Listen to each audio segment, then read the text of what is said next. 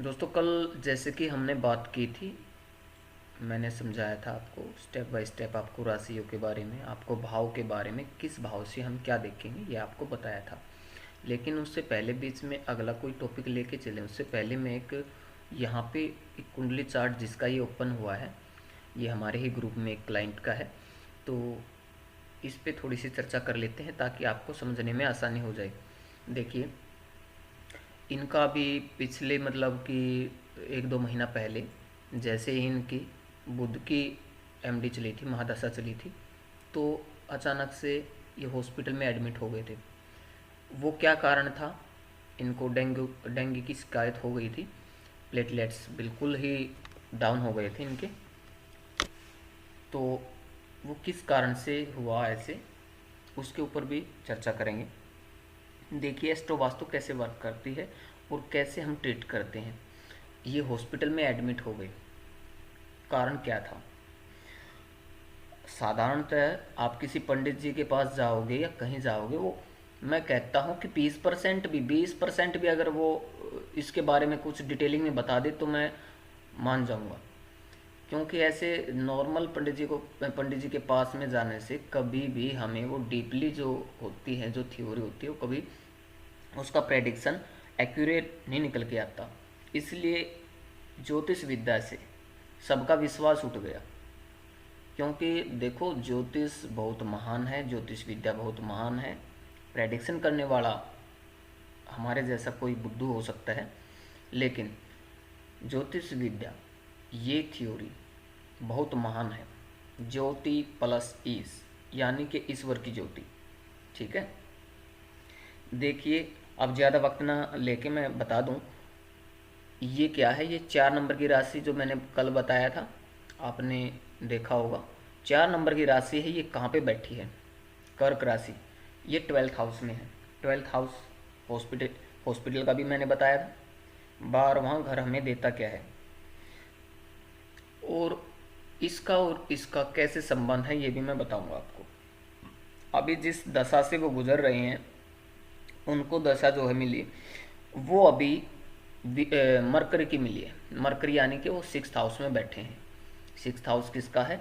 मैंने बताया था, एनिमी का भी है, आपकी जॉब का भी है, और ये आपकी जो डिसीज़ है, कोई बीमारी है, उसका भी है। ये आपका प्रोफेशन भी है। आप सेवाएं क्या देंगे, मैंने कल बताया था। ये दोगे क्या आप सर्विसेज का? ठीक है। और नाइन्थ नाइन्थ लॉर्ड बैठा कहाँ पे है? नाइन्थ लॉर्ड कौन हुआ? मार्स, मंगल। कहाँ पे बैठा है? 6th हाउस में।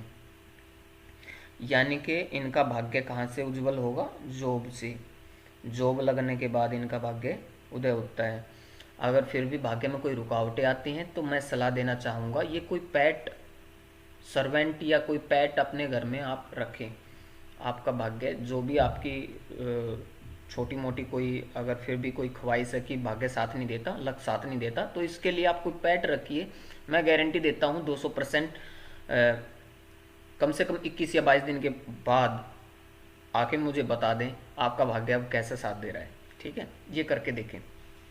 देखिए, जैसे ही इनको मरकरी ने रिजल्ट किसके दिए हैं? मार्स के। ये नोट करें, केपी चार्ट में हमें पता लगता है कि ये मरकरी जो इनका महादशा का जो लॉर्ड है, वो मरकरी बुध ग्रह है। और इसके ये बैठक किसके नक्षत्र लॉर्ड में है? मार्स के। इनके रिजल्ट कौन देगा? मार्स। रिजल्ट किसने देना होता है? मार्स, मंगल ने। दिखने में मरकरी की, इसलिए यहाँ पे थोड़ा सा धोखा खा जाते हैं। वैसे वैदिक ज्योतिष में इसका एक्यूरेसी नहीं दे पाते। इसलिए केपी कुंडली से, केपी एस्ट्रोलॉजी और वेस्टर्न एस्ट्रोलॉजी का मैंने यहाँ पे यूज़ किया है, उसके ही अकॉर्डिंग बिल्कुल पिन पॉइंट पे आप किसी को भी प्रेडिक्ट कर सकते हो। इसने क्या किया? अब यहाँ पे ये देखो, पहले मार्स ने इनके रिजल्ट देने, मार्स मंगल ग्रह ने। लेकिन महादशा किसकी चली हुई है? बुध की। बुध क्या देता है? कौन से अंक इनको प्राप्त हैं? 2, 6 और 11। 2, 6, 11, यानी कि धन के मामले में दी बेस्ट पोजीशन लेके बैठा हुआ है मरकरी इनका। बहुत सारा पैसा इस महादशा में ये कमाएंगे। लेकिन रिजल्ट रिजल्ट कौन देगा इनको?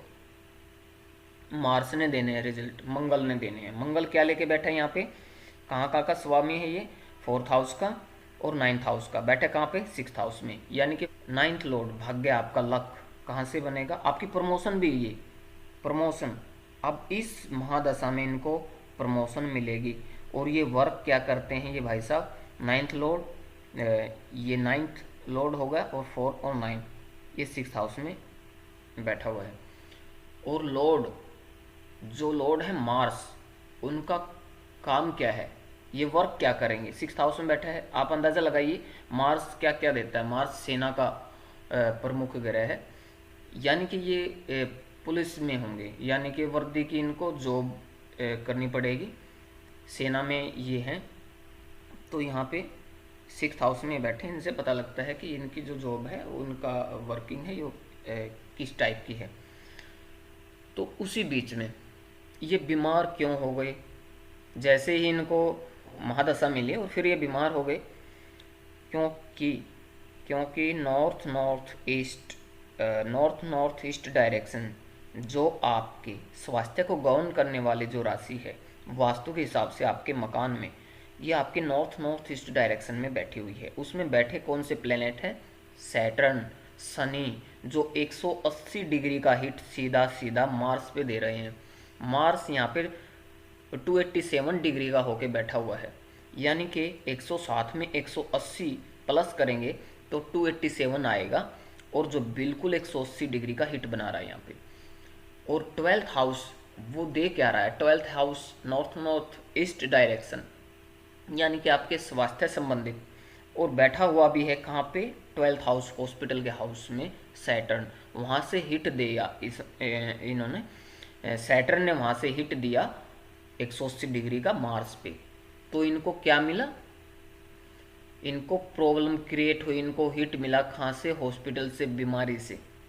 और 6th हाउस में देखेंगे, 6th हाउस पे हिट आया है तो बीमारी का, यानी कि बीमारी के रिलेटेड सीधा हॉस्पिटल में हॉस्पिटलाइज हो गई है। ठीक है, तो क्या करेंगे, इनका सॉल्यूशन क्या है, हम क्या करेंगे, इनका जो हिट है, ये हिट को हम यहाँ से, इस सैटर्न ग्रह को यहाँ से शिफ्ट करेंगे कहाँ पे, 2nd हाउस में। 2nd हाउस में सैटर्न को शिफ्ट करेंगे। इसके लिए हमने क्या करना पड़ेगा, इसके लिए नॉर्थ डायरेक्शन में 0 डिग्री पर हम सैटर्न से संबंधित वस्तुएं वहाँ पे इंस्टॉल करवा देंगे, यानी कि इनकी नॉर्थ डायरेक्शन में वहाँ पे, या फिर बॉडी पे भी हम इनको कट करवा सकते हैं, बॉडी पे भी हम इनको कोई चीज़ डलवा सकते हैं, जिससे इनका जो प्रभाव है वो 2nd हाउस में चला जाएगा। वहाँ से इनका जो हिट होगा